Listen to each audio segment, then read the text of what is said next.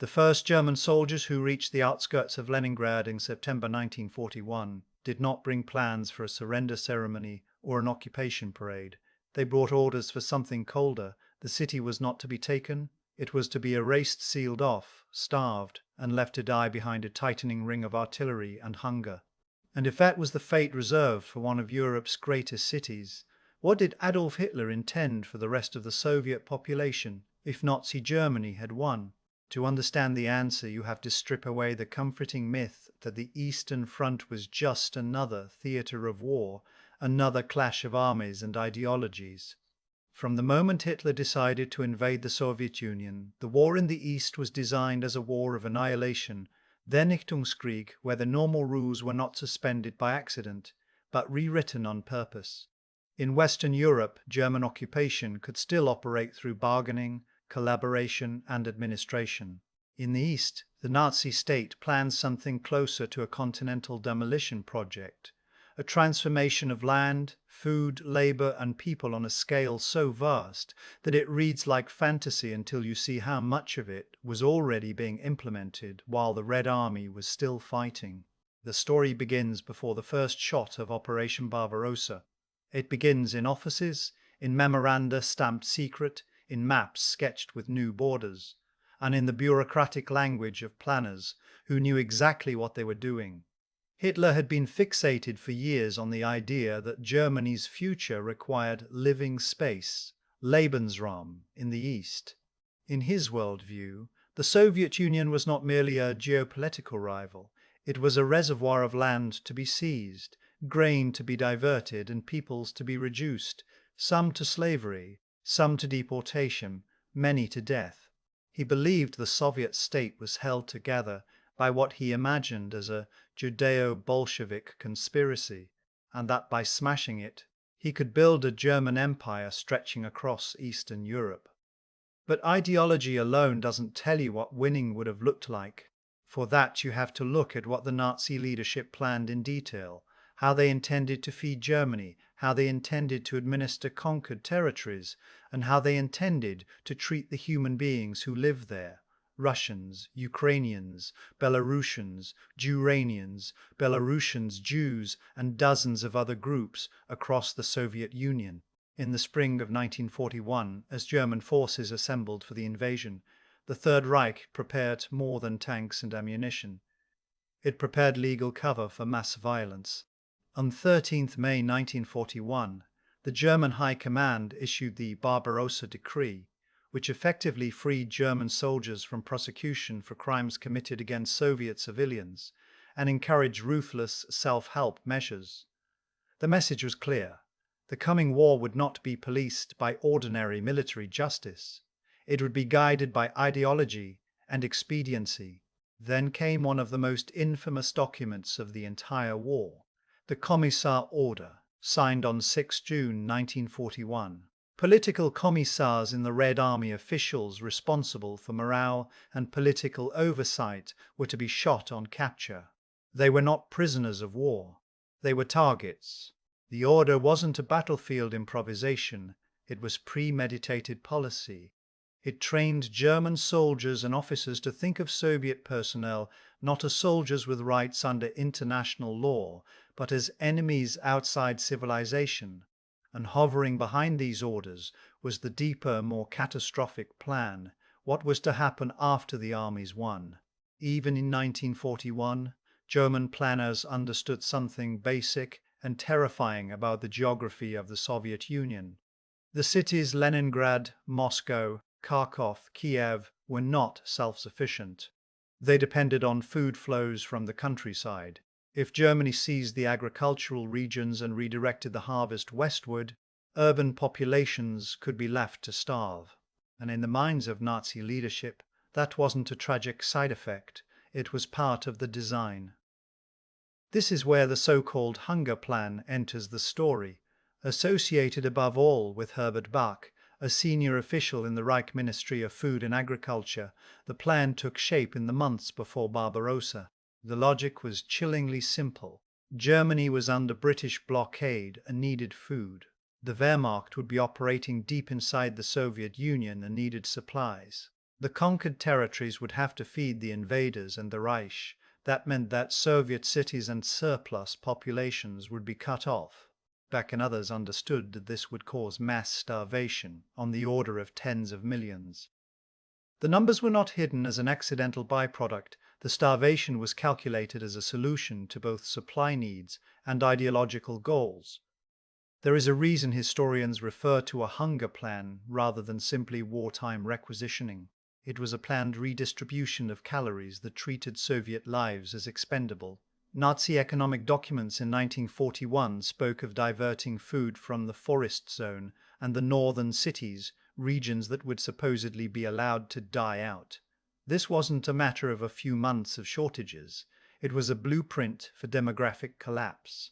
If you want to know what Hitler planned for the Soviet population, start there. He planned to feed Germany by starving the USSR. And then, in June 1941, the invasion began. On 22nd of June 1941, three massive German army groups drove into Soviet territory. The opening weeks were a shockwave.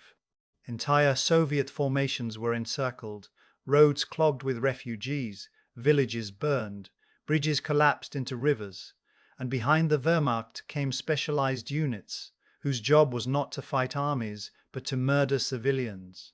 The Einsatzgruppen mobile killing squads under the SS and the security police followed the front lines into the Baltic states, Belarus, Ukraine, and beyond, executing Jews, communist officials, and other targeted groups.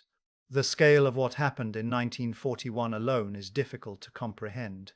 In late September 1941, at Babi Yar near Kiev, German forces and collaborators murdered more than 33,000 Jews in 2 days, on 29 to 30 September, according to the Einsatzgruppen reports themselves. This was not the chaos of battle, it was organized mass murder in a ravine, carried out with paperwork and scheduling. And Babi Yar was not unique. It was part of a pattern repeated across the occupied Soviet territories, where entire communities were annihilated by bullets long before the gas chambers of Auschwitz reached their full industrial pace. At the same time, millions of Soviet prisoners of war were captured. The Wehrmacht took approximately 5.7 million Soviet POWs during the war, and around 3.3 million of them died in German custody, many in 1941-1942, through starvation, exposure, disease, and execution. These deaths were not simply the result of logistical strain. The Nazi leadership had decided that Soviet POWs were not to be treated as equal human beings. Many were left in open-air camps behind barbed wire without adequate shelter as winter approached. German guards watched men collapse into mud and snow too weak to stand, and the system kept running. If this is what happened while Germany was still fighting for victory, the question becomes unavoidable. What would have happened if Germany had actually won? To answer that, we have to move forward into the corridors of Nazi power, where Hitler and his top officials spoke more openly about the post-war order they intended to build. On 16 July 1941, less than a month after the invasion began, Hitler held a meeting with several leading figures of the regime, including Hermann Göring, Heinrich Himmler, and Martin Bormann. Notes from this meeting survive and are among the Gorman Niederist windows into Nazi intentions.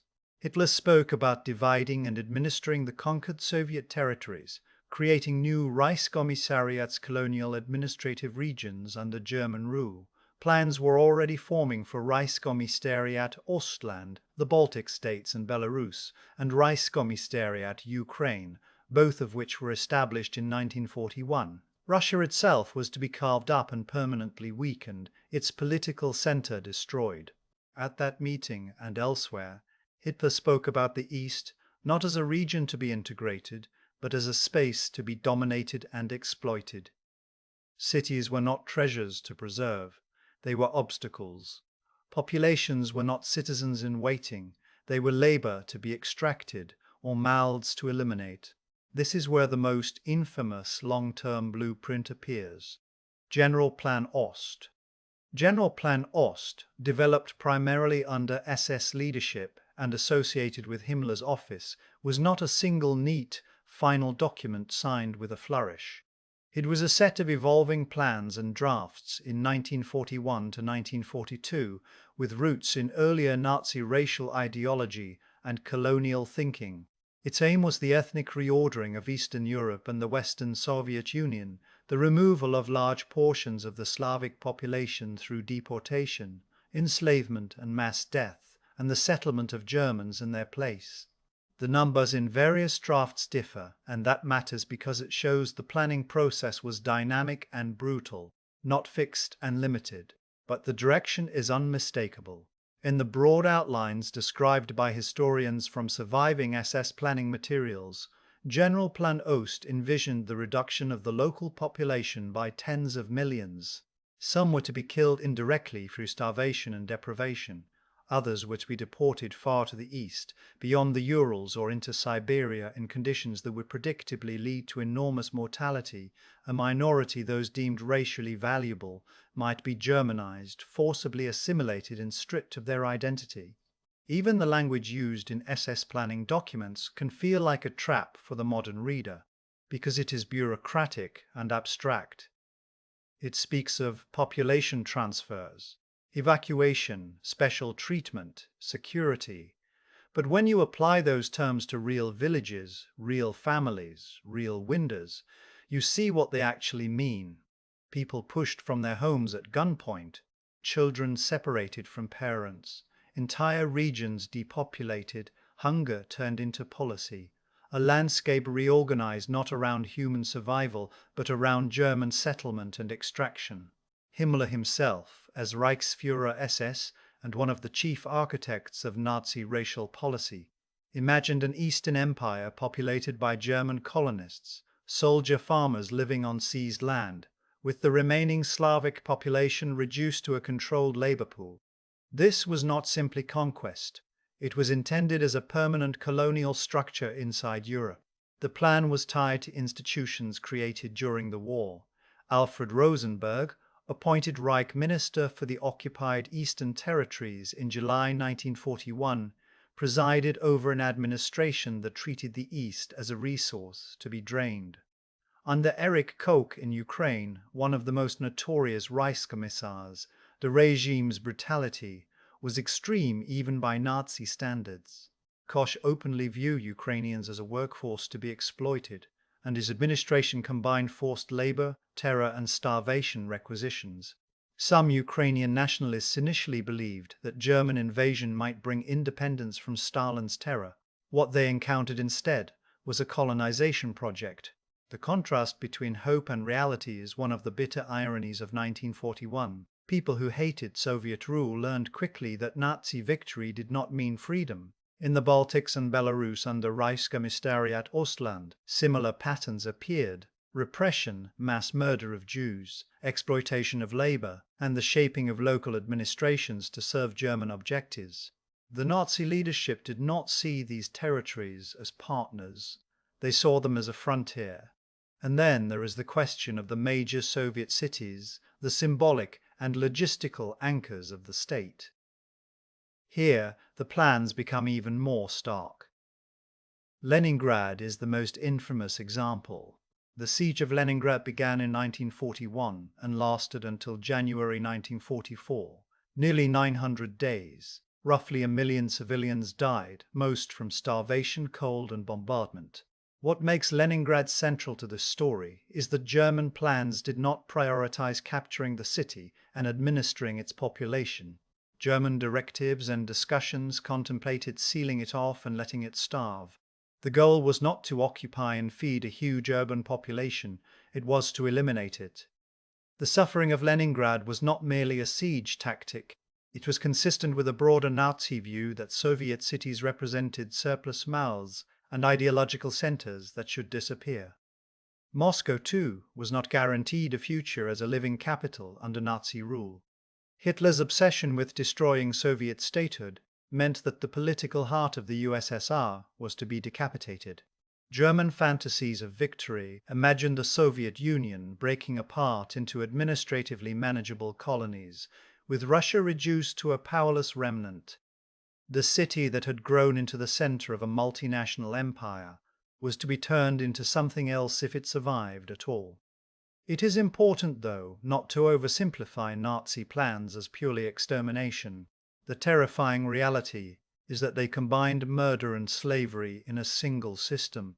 The Soviet population in Nazi thinking was simultaneously a demographic problem and an economic resource. As the war dragged on and German manpower shortages worsened, the Nazi regime increasingly relied on forced labor. Millions of civilians from the Soviet Union were taken to Germany as Ostarbeiter, Eastern workers, toil in factories, farms, and households under brutal conditions. They wore identifying badges, lived under strict restrictions, and faced starvation-level rations and harsh discipline. Many were teenagers. Many died. This was not a side program. It became a pillar of the German wartime economy. If Germany had won, that labor system would not have disappeared. It would likely have been expanded and formalized into a long-term caste structure. The East would provide land, grain, and labor. Germany would provide administrators, settlers, and police. In the most ambitious visions, the conquered territories would be threaded with German roads and railways, serving extraction and settlement, while the local population remained under permanent surveillance and control. The chain of decisions that points toward this future is visible in what the Nazis already did when they thought victory was near. In late 1941, German forces approached Moscow. The Wehrmacht had advanced hundreds of miles. The Soviet state evacuated industries eastward. Moscow prepared defenses. For a moment, the world hung on the possibility that the Soviet capital might fall. German propaganda spoke as if the end was close.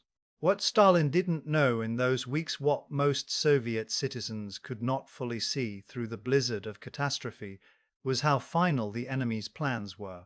This was not simply regime change, it was a planned remaking of life itself. Consider the intersection of race policy and security policy. In Nazi ideology, Slavs were commonly portrayed as inferior, fit for servitude. The Soviet intelligentsia, party officials, and any potential leadership class were targeted for elimination. The Commissar order was a battlefield manifestation of this. The Einsatzgruppen's mass shootings were another.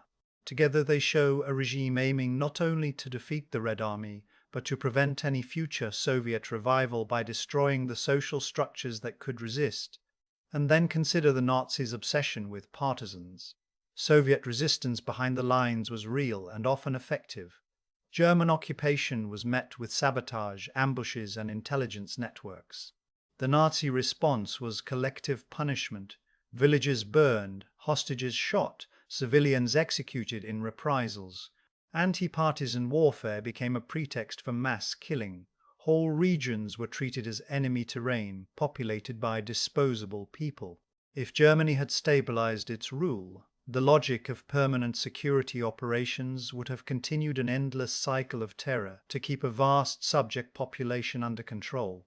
The planned future for the Soviet population was therefore not a single outcome, but a spectrum of fates determined by Nazi categories: Jews targeted for total extermination, Soviet political and cultural elites marked for death, millions of civilians expected to starve as food was diverted, survivors reduced to forced labor, children selected for Germanization if they fit racial criteria, communities uprooted and resettled or deported eastward. The regime's vision combined genocide, demographic engineering, and colonial exploitation. And it is crucial to say this plainly: much of what Hitler planned is not speculative, because significant parts of it were already happening.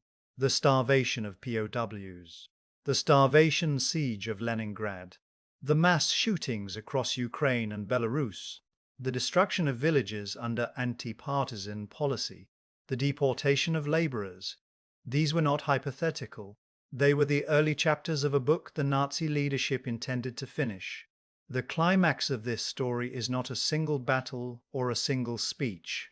It is the moment the full architecture comes into focus, that behind the front lines, behind the propaganda, behind the maps of army groups advancing east, There was a vision of a post-Soviet world in which tens of millions of people would not exist. By late 1941 and into 1942, as the war expanded and Germany pushed toward the Caucasus and Stalingrad, Nazi policy in the East hardened into a grim routine. Administrative structures in occupied territories were established not to rebuild, but to extract. Food requisitions continued despite the predictable famine they caused. The SS continued mass murder. In January 1942, at the Wannsee Conference near Berlin, senior officials coordinated the final solution: the systematic extermination of Europe's Jews, including those in Soviet territories already under German control and those they expected to capture. The genocide was continental in scope, and the Soviet Union was central to it, both as a killing ground and as a reservoir of victims. And then, in the winter of 1942-1943, the war turned. Stalingrad is often treated as the dramatic pivot, and it was. The city on the Volga became a slaughterhouse of rubble, fire, and frost. The German Sixth Army, encircled in November 1942, starved and froze as Soviet artillery tightened the ring.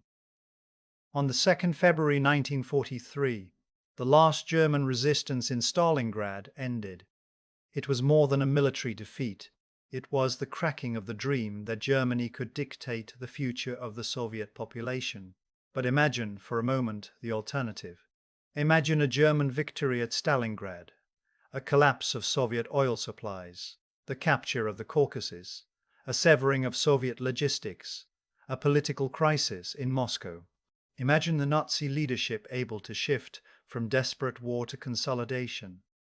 That is when General Plan Ost stops being a set of drafts and becomes a program. In that scenario, the immediate peace would not be peace. It would be a vast, multi-decade violence carried out under administrative language, settler colonies expanding, rail lines carrying grain west, security forces crushing resistance with reprisals, cities reduced in population or erased, a labor caste living under rationing and pass laws, a demographic transformation so radical it would have changed the ethnic map of Europe permanently. What would happen to Russians, Ukrainians, Belarusians, and others in that world, based on the plans and policies already documented? The most likely answer is a large portion would die, and many of the rest would live as an oppressed, rightless workforce on their own land. The scale is the most difficult part to hold in your mind.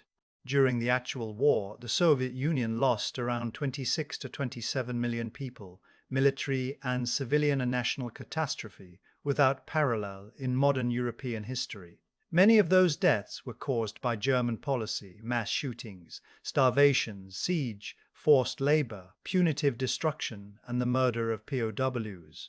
Those deaths occurred despite the fact that Germany did not win.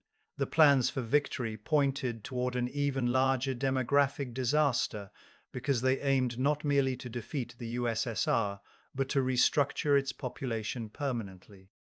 Some viewers may ask, would Germany really have been able to carry it out? Wouldn't logistics, resistance, or international pressure have forced moderation? The historical record suggests the opposite. When confronted with logistical constraints, the Nazi regime often solved them with mass death. When confronted with resistance, it answered with collective punishment. When confronted with a need for labor, it created slave systems. The regime did not drift toward moderation as it encountered reality. It often became more radical. And international pressure? In a world where Nazi Germany had defeated the Soviet Union, who would apply it? Britain might have been isolated. The United States might have faced a different strategic map, or might have fought on in the West while Germany consolidated the East behind a fortress of occupied territories. The very horror of the Nazi project depended on victory and isolation, the ability to turn Eastern Europe and the Soviet lands into a closed laboratory of empire beyond the reach of outsiders. Even in the actual timeline, the world often learned of the worst atrocities only after the fact through survivors and liberated territories. Mass graves did not send telegrams. Starving villages did not broadcast. Bureaucrats did not photograph their own crimes for moral instruction. The Nazis hid, euphemized, and denied even as they killed. Victory would have given them time not only to commit more crimes, but to bury them deeper. And yet, the Nazi vision did not become reality. The Red Army did not collapse. Soviet industry, evacuated east of the Urals in 1941, continued producing tanks, aircraft, and artillery. The Soviet state, brutal and scarred by Stalin's purges, proved capable of mobilizing on a scale Hitler had dismissed. The German army bled itself white across distances it could not fully control. Partisan warfare gnawed at supply lines. The winter came, as it always does, and the war that Hitler thought would end in months became a grinding, consuming catastrophe for Germany. As Soviet forces pushed westward from 1943 onward, they began to uncover the evidence of what had been done and what had been intended. They found burned villages and emptied towns. They found the remnants of Jewish communities. They found camps and mass graves. They found Soviet citizens who had survived occupation by living on almost nothing, who remembered requisition squads and executions and the constant fear of being taken for labor or shot as a suspect. By the time the war ended in 1945, the scale of Nazi crimes in the Soviet Union and Eastern Europe had become undeniable.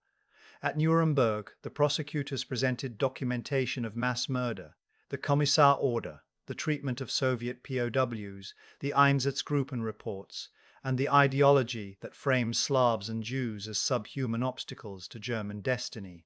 The trials did not capture every perpetrator, and they did not fully encompass the planned future that was prevented by defeat, but they made visible the intent behind the violence.